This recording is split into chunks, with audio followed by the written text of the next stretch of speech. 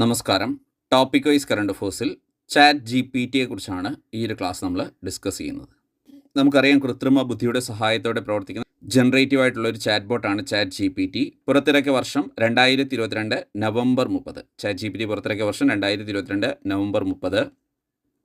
സ്രഷ്ടാവ് Sam Altman. സ്രഷ്ടാവരാണ് Sam Altman.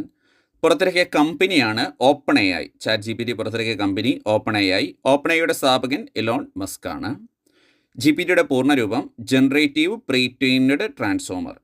GPTയുടെ പൂർണ്ണരൂപം എന്താണ്? Generative pre trained transformer. Chat GPT facility ഉൾപ്പെടുത്തിയ ആദ്യ വെബ് ബ്രൗസറാണ് എഡ്ജ്. ചാറ്റ് GPT ഫെസിലിറ്റി ഉൾപ്പെടുത്തിയ ആദ്യ വെബ് ബ്രൗസർ ഏതാണ്? എഡ്ജ്. ഉൾപ്പെടുത്തിയ ആദ്യ സെർച്ച് എഞ്ചിനാണ് ബിങ്. ഏതാണ്? ബിങ് ആണ്. ഇത്രയും പോയിൻറ്റ്സ് കൃത്യമായി പഠിക്കുക.